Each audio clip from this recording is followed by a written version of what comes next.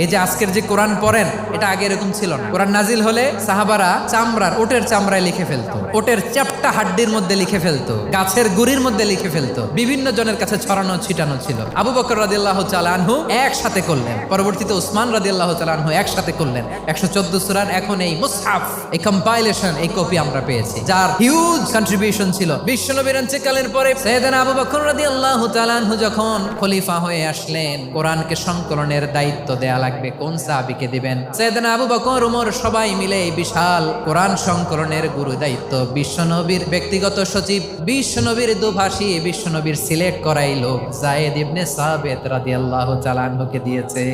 এই পুরো কোরআন কম্পাইলেশনের project manager ছিল যায়েদ বিন সাবিত রাদিয়াল্লাহু তাআলা। দেখেন, এত সাহাবীর মধ্যে থেকে বিশ্বনবীর একাডেমিক প্রজেক্ট যায়েদ বিন সাবিতের মতো তরুণকে নির্বাচিত করেছেন। কেমন ট্যালেন্ট হান্টার ছিল আমার নবী, সুবহানাল্লাহ পড়বেন না?